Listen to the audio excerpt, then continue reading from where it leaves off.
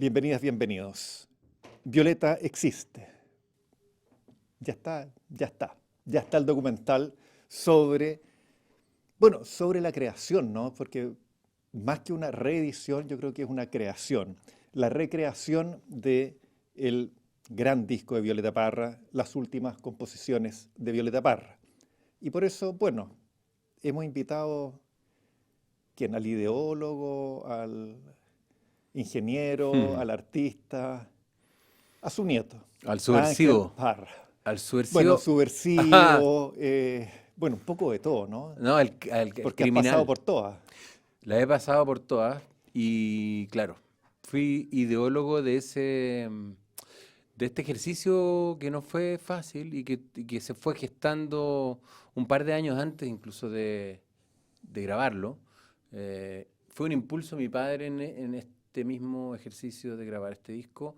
Se acercaba el centenario, entonces como que surgían ideas acerca de qué hacer con la Violeta. Y como yo siempre he estado cercano a su repertorio, grabé su música para guitarra, etcétera, consideré que esa era una buena idea de juntar artistas jóvenes y acercar un poco el repertorio de ese disco que tiene una historia que está en el documental y que ahí la van a poder revisar para no ahogar la fiesta, a la sorpresa, digamos, que hay dentro del documental, y que bueno que la gente conozca esta historia de este disco medio entrampado, eh, e invitar a la gente a interpretar a Violeta Parra. Y es un disco especial para mí, en que mi papá estaba muy enfermo, entonces se juntan esos factores y la participación de mi hermana también, invitar a mi Javiera, hermana a hacer cosas que es artísticas. muy importante la parte femenina ahí. Sí, Ahora, muy. yo quiero tranquilizar a las personas. No hay forma de aguar la fiesta respecto a este documental porque tiene tantas lecturas que Sí, es imposible aguarlo. Siempre sí. hay otra posibilidad de lectura. Y en ese Qué sentido bueno lo me que gustaría dices. preguntarte, ¿cómo definirías desde ti, ah, al documental Violeta existe? Bueno, eso que tenga muchas lecturas me gusta lo que estás diciendo porque estás diciendo algo que manifiesta como que es un trabajo abierto a la imaginación y a la cabeza de todas las personas y que llega a los corazones de todas las personas de todas las edades y de todas las nacionalidades. Acabamos de estar en Estados Unidos presentando esto mismo y lo vieron puertorriqueños, panameños, argentinos, chilenos. Y bueno, se impregnaron de esta emoción que atraviesa el documental, que tiene que ver con la relación familiar, con el padre, la relación con la abuela, la madre, el padre, la hermana, el ejercicio complicado de atreverse a interpretar el repertorio de Violeta, que como estamos hablando recién, hay tantas versiones lindas de Gracias a la Vida, ahí aparece la de Rafael, la de Mercedes Sosa, la de Chico Buarque, pucha, la de Caetano Veloso, son muchas, pero hablábamos hace un rato es imposible no compararlo con lo que hizo Violeta antes. Entonces, ya ahí uno parte como con una, si no pones la pata firme sobre el estudio de grabación y los instrumentos, con convicción difícil llegar a algo. Pero la pregunta apuntaba aquí a la ¿A sensación, cómo defines tú ¿cómo el defino documental? el documental? ¿Cómo tú lo presentarías? Como una historia de una circunstancia histórica que tiene que ver con el centenario de una persona mundialmente conocida que en esta ocasión fue la suerte de que era mi abuela y que se presentó en ese momento la fortuna de conseguir un financiamiento para grabar este disco, y una persona muy inteligente como Rodrigo Avilés se acerca a nosotros con una cámara y al hombro empieza a filmar todo lo que está pasando. Y de ahí, como todos los documentales, que muchas veces parten con una idea base de lo que va a ser, se transforma en otra historia parecida a un registro musical donde participan los artistas, Alex Banter, Álvaro López, mi hermana, pero empieza otra historia trágica inserta dentro. Son varias historias trágicas, porque está la historia de la muerte de la Violeta, del suicidio, la historia de la enfermedad de mi papá, la historia del secuestro del máster del disco, entonces eso lo hace bien atractivo, yo creo. Pero tiene más partes luminosas. Tiene muchas partes luminosas, te salió muy muchachi eso que acabas de decir, me gustó mucho.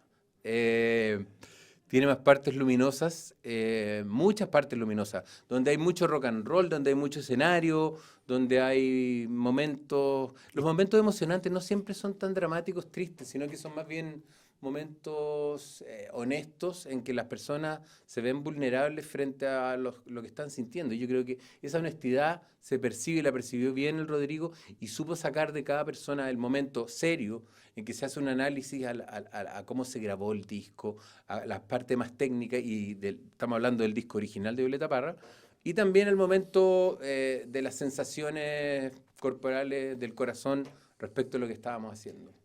¿Qué fue lo que te costó más?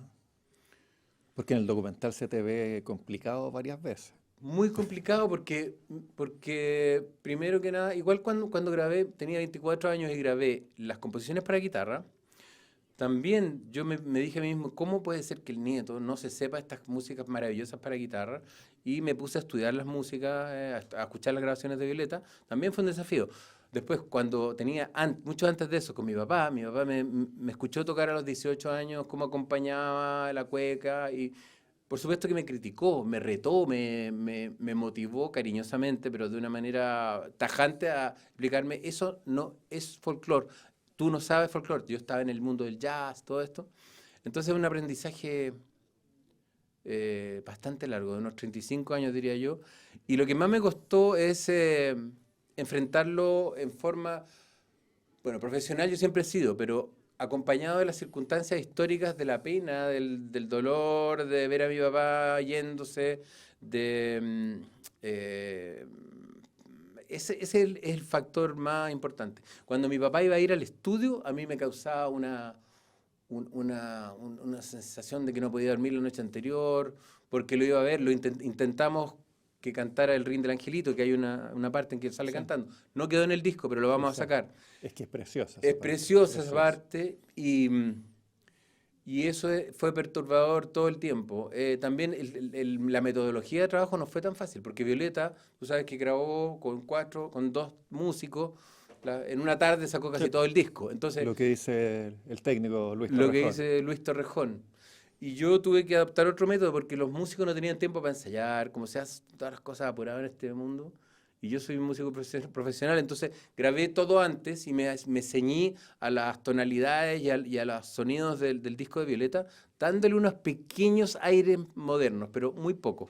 Traté de que fuera limpio todo. No me tincó nunca meter cuerdas ni baterías mucho. Hay un tema que tiene Sí. el guillatún. Entonces, lo que más me costó fue terminarlo con la enfermedad, acompañado de la enfermedad de mi papá, esa es la verdad. Ahora, esos pequeños toques se notan en los arreglos Sí, se notan. y lo refrescan. Te lo agradezco. Sí, pues en realidad yo como toco hartas guitarras y le metí algunos instrumentos que tienen más que ver, unas afinaciones de algunas guitarras que tienen que ver con la música anglosajona, norteamericana, que vienen del country, que es una afinación que se llama Nashville, por ejemplo, en que la guitarra se toca, las primeras cuerdas están todas iguales y las dos primeras se afinan una octava más arriba.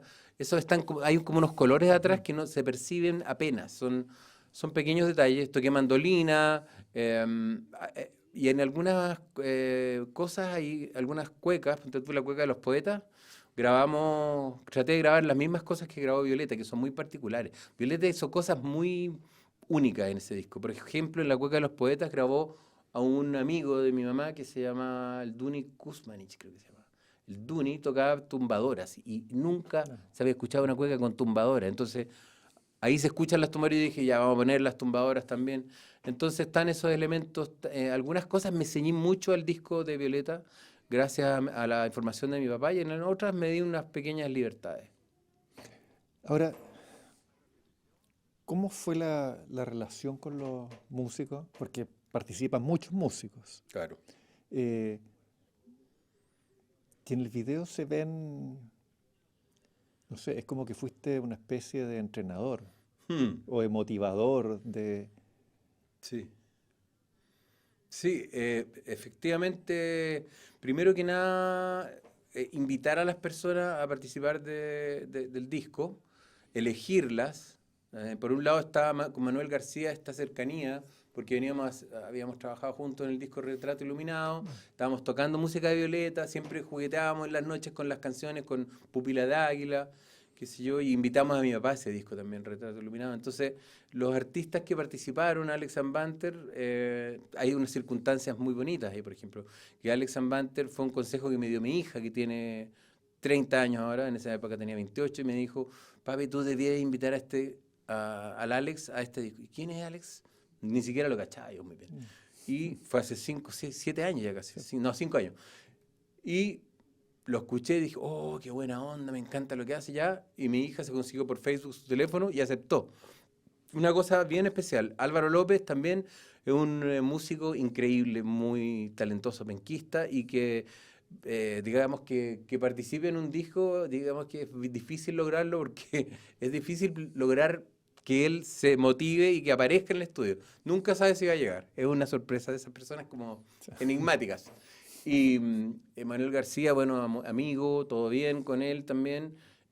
Bueno, y están los músicos que tocaron también, que formaron parte de esto. Pero los cantantes se vieron expuestos a esa rigurosidad que yo me tomé al grabar el disco instrumentalmente, y al cantar las canciones también como que me basé mucho en lo que Violeta cantaba. Traté de que ellos imitaran y entendieran las letras de una manera en que yo las entendí muy a cabalidad. Los textos, las métricas, qué alargar, qué no hacer esto tan cuadrado. Entonces, bueno, todos salían agotados del estudio, pero un poco grabar un disco es eso, o sea, se requiere dejar tu emoción ahí plasmada en un disco, y eso es lo bonito, un momento histórico. Ahora, hay repertorios más difíciles que otros. ¿Y Sí. este parece que es particularmente difícil? Sí, mira, sí es difícil tocarla, y cada vez que la vas a reinterpretar sale diferente, y Violeta tenía esa particularidad también de estar cambiando las canciones cada vez que tocaba, como que las reimprovisaba, como que tenía un lado medio jazzista la Violeta, porque también ella tocaba el gavilán una vez de una forma, después le cambiaba la estructura, siempre las canciones eran como proceso, el gavilán, como te digo, las composiciones para guitarra, las anticuecas, entonces es un ejercicio complejo, y que llevarlo como al formato, ya, esta canción, esto es. Yo creo que al final es cuando ella grabó el disco y terminó, ya dijo, rec, listo, ya yo me voy, me llevo los instrumentos, y ahí quedaron las canciones. Pero siempre Violeta alteraba sus canciones de alguna otra forma, las reinterpretaba de otra manera, y especialmente en sus últimos años de trabajo, en que, bueno, hay una impostación vocal particular en Gracias a la Vida, hay otra impostación en El Advertido, hay intenciones claras en cantores que reflexionan, en que ella canta de cierta manera, no sé, están todas sus influencias volcadas en ese disco, que es genial. Entonces, claro, compararse con eso es difícil. Eh, Ángel, vamos a ir a una pausa y después sí, Encantado. quiero que conversemos sobre algo que dice tu hermana Javiera en el documental. Perfecto.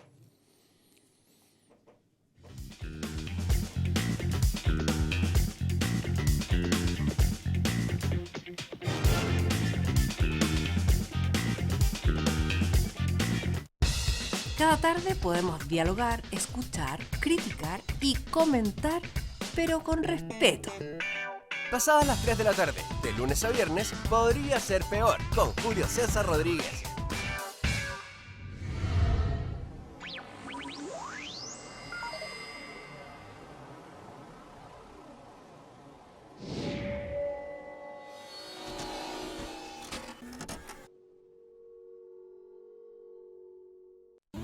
De lunes a viernes, pasadas las 10, continúa tu mañana con el Expreso Bio Bio. Lo que está pasando y los temas más relevantes los conocemos y escuchamos al instante. Acompáñate y viaja junto a nosotros. Expreso Bio Bio.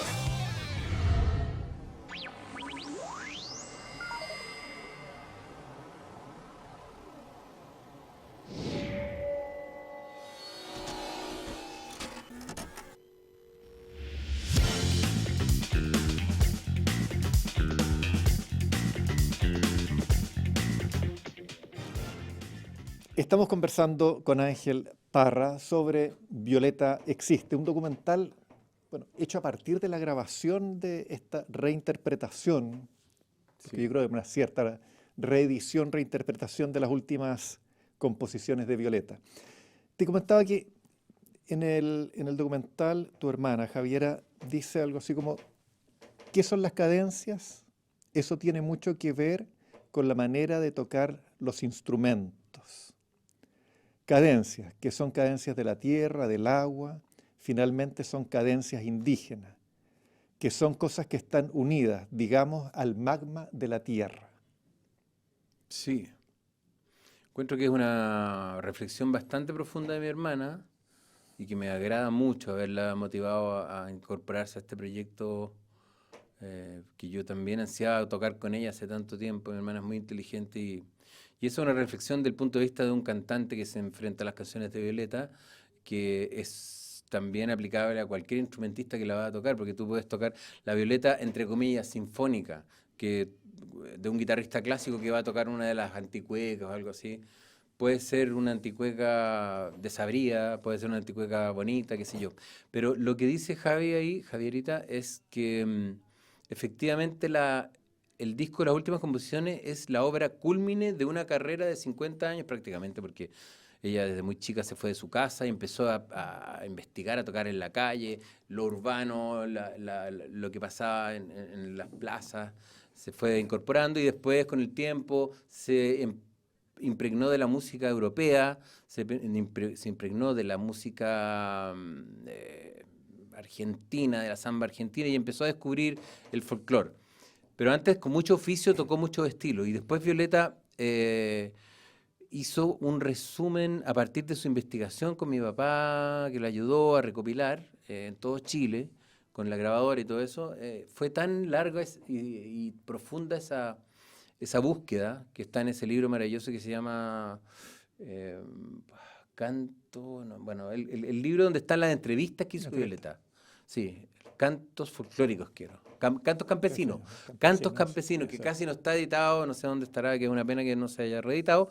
En los cantos campesinos están las entrevistas. Entonces, con ese cariño con que Violeta se acercaba a las personas y les decía, oiga, mamita, ¿y usted me podría cantar esta canción? Y muchas veces no sacaba nada, o otras veces le cantaba a un caballero una canción que no servía para nada. Bueno, Violeta fue de cada uno de estos lugares sacando canciones, apareció La Jardinera, apareció...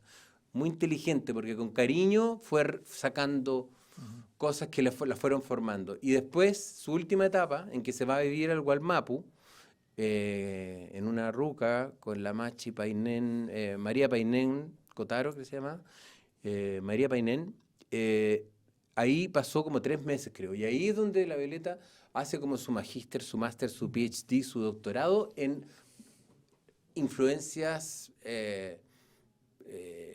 chilenas, indígenas, que están en su sangre, y es cuando ella empieza a decir que ella es india, y encuentra un sentido en estos cantos mapuches que le hacen comprender la cosmovisión y todo este tema, que es una palabra bastante manoseada hoy en día, pero creo que Gracias a la Vida, por ejemplo, es un ejemplo de eso. Como hablamos recién, Gracias a la Vida, como muchas personas la vieron cantar a Violeta, en algunas ocasiones, algunas interpretaciones pueden haber sonado como interpretaciones rabiosas, energéticas, duras, y en otras ocasiones pueden haber sido otra cosa. Pero en el caso de Gracias a la Vida, yo siento que ese ritmo del que habla la Javi, esa manera de tañer el charango, está profundamente relacionado con el cultrún y con el canto mapuche. Entonces hay un conocimiento profundísimo de la cultura mapuche, y la Violeta ahí dice, esto es Chile. Eso es lo que yo siento, aparte de todo lo que ella ya había investigado, pero esa inteligencia la encuentro admirable. Sí, a mí me llamó mucho la atención porque en todo el documental se ve la dificultad para interpretar. Sí. No son canciones fáciles, ¿no? No. Es decir, si uno realmente se quiere interiorizar o transmitir, y yo siento que, no sé, los que están interpretando ahí, no sé, hasta, no sé, Márquez, Roberto Márquez, ponen su alma. Pero cuando tu hermana habla del magma de la tierra, le da otra dimensión. Sí. Es decir, porque realmente, y cuando ella dice, bueno, esto es lo que hace que a uno le que uno se enganche con la Violeta Parra. Tiene toda la razón. Porque incluso a alguien puede no gustarle la Violeta Parra, pero es imposible quedar indiferente. Imposible que no resuene en uno. Exacto. Que uno dice, no, es que la voz no me da lo mismo. Pero hay algo mucho más,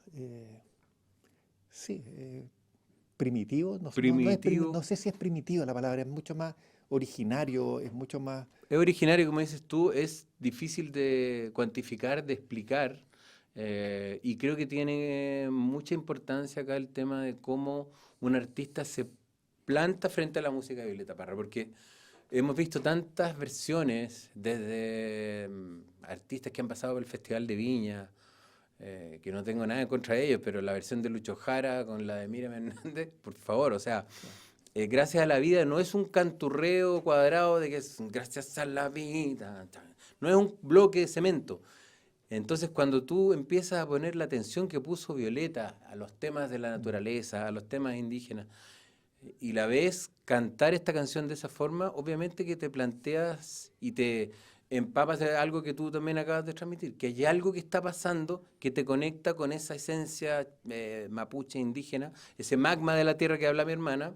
Es porque la Violeta lo entendió. Entonces, nosotros tenemos eso en la sangre, no podemos decir que somos 100% ni europeos ni indígenas, tenemos algo que nos conecta con el pueblo mapuche y con todos los pueblos originarios que hay en el resto de Chile, y que desgraciadamente se crea un conflicto, el mismo conflicto que estamos viviendo hoy día en la Convención Constituyente, el mismo conflicto que también está en tantas canciones de la Violeta, en que se hacen tantas denuncias que tienen que ver con la política y con los pueblos originarios, también está presente en esto mismo.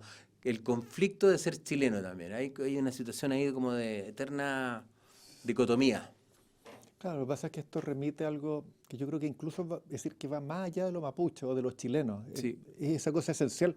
Cuando uno Va Arauco más tiene allá. una pena, es imposible no conmoverse, porque es una pena Exacto. profunda y pueden ser, uno lo puede transmitir a otras penas y es esa misma cosa como esencial, ¿no? Totalmente de acuerdo, De, porque de esa pena de una identidad como arrancada, robada. muy interesante es lo que estás diciendo. Identidad arrancada, robada.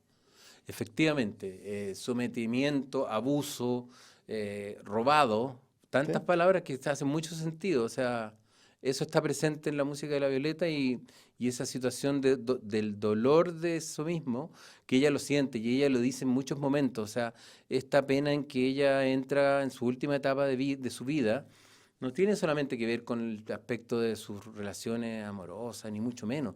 Tiene que ver con un fenómeno mundial de preocupación por la falta por la indecencia del ser humano para el consumo, para con el abuso de poder.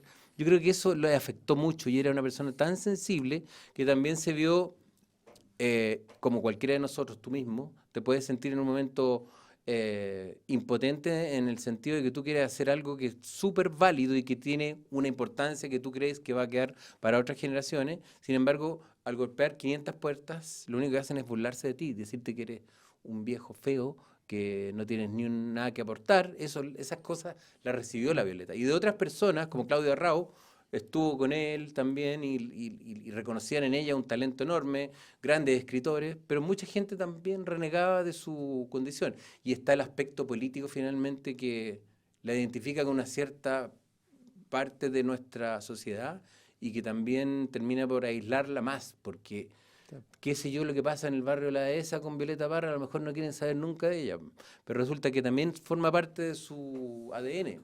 Entonces, otro conflicto ahí para conversar. Ahora, yo creo que el documental y la producción, pero el documental tiene momentos increíbles. Y en él en una parte ustedes abordan el tema del máster y de su propietario. Sí. ¿Qué pasa con eso? ¿Ha avanzado algo? ¿Sigue igual la situación que hace Sigue 5 o igual, 6 años atrás? pero mira, el tema de los derechos, tan popular hoy en día en todos lados y que tanto se está hablando, todos estamos luchando por construir un mejor país. Esperemos que esto resulte. Si no hay tolerancia, yo creo que la Violeta era tajante, pero también había mucha tolerancia en su manera de ver las cosas. Mi papá también. Mi papá tenía amigos de derecha, de izquierda, más gente de izquierda, por supuesto, pero de repente se le aparecía en un Alberto Espina y le decía, Ángel, tengo todos tus discos. Eso lo encuentro inteligente también y me gusta. Este señor que se quedó con el máster, obviamente que lo aprovechó un momento histórico privilegiado en que tuvo información privilegiada y pudo comprar en forma muy económica para su beneficio o maldición más bien, porque no ha podido hacer nada con ellos, porque todos los artistas que están ahí donde están los Jaivas, los Víctor Jara, mi papá, Rolando Alarcón, las familias han interpuesto recursos de nulidad en el sentido de poder editar esa música. Y eso a él le ha dado un dolor de cabeza, como lo dice en el documental. Entonces, es como un material, él lo dice muy bien, le reconozco que lo dice, es como una de esas derrotas raras.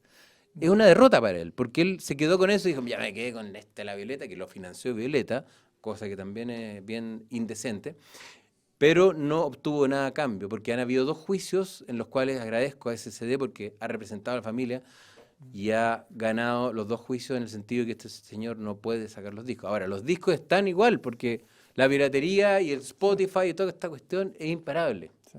Así que la gente los puede escuchar igual y los puede escuchar en YouTube y así seguimos con un mundo caótico. Ahora, si él quisiera vender eso, se podría hacer una colecta, se junta la plata, se paga y esos máster podrían volver a su familia o a un fondo público o lo que fuera, ¿no? Sí, yo creo que sí. A mí lo que más Es me decir, gusta si tuviera voluntad, esto se podría destrabar. se podría destrabar. Yo creo que recientemente el presidente de Argentina, Alberto Fernández, creo que hizo una recuperación de unos discos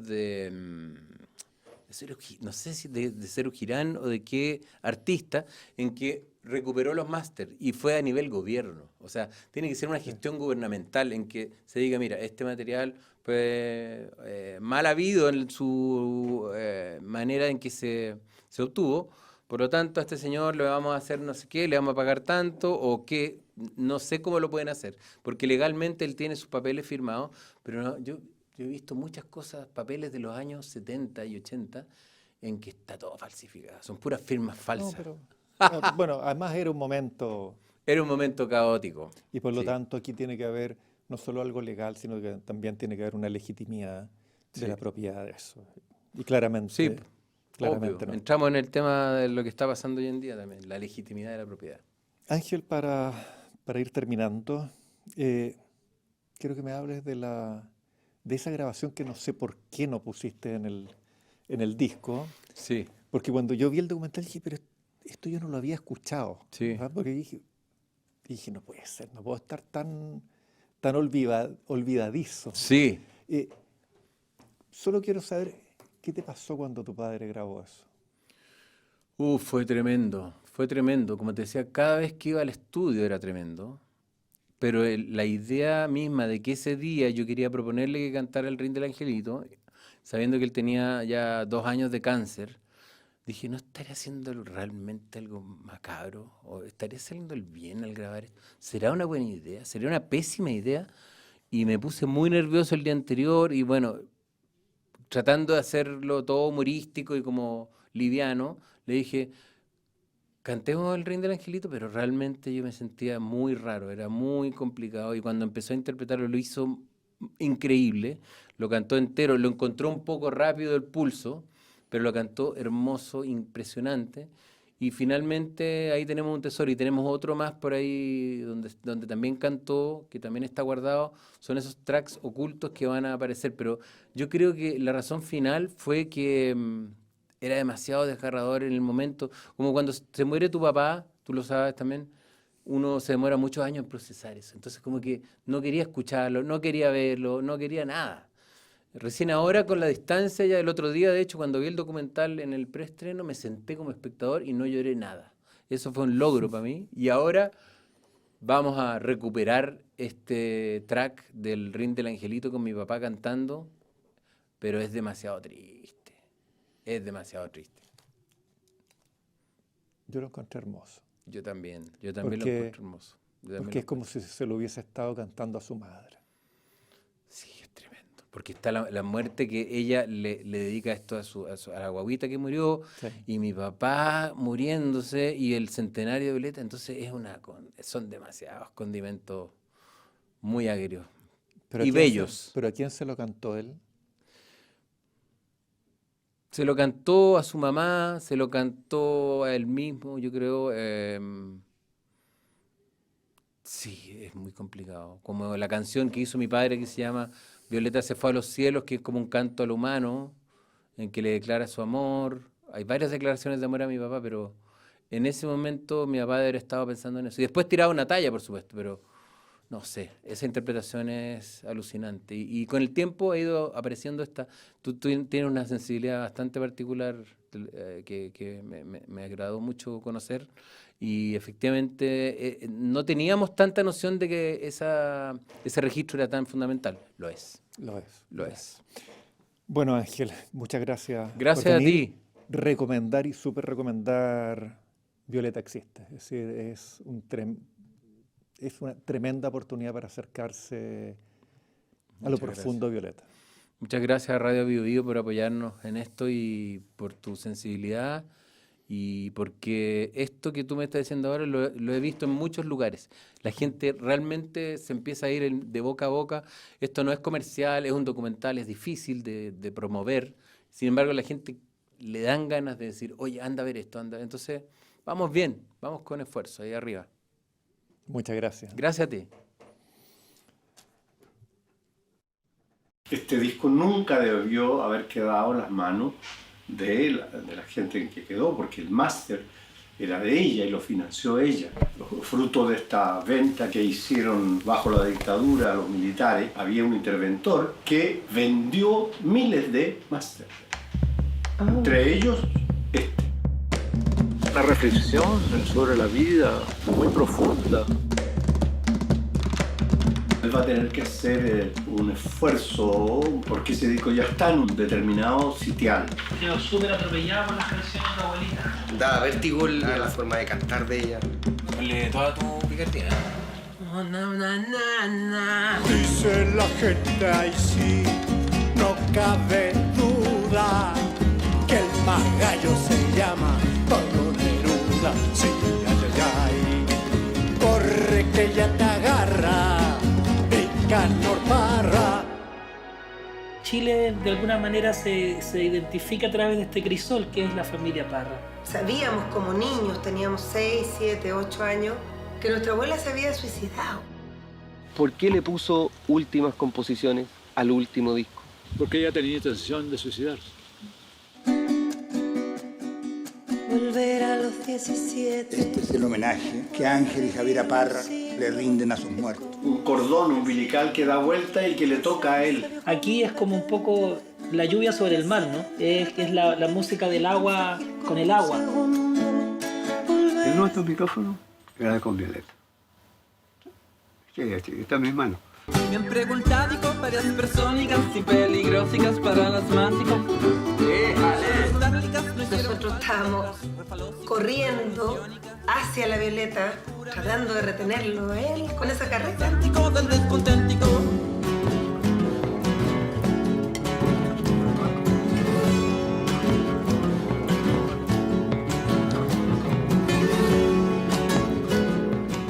Nosotros como hermanos, consolándonos con la música de nuestra abuela.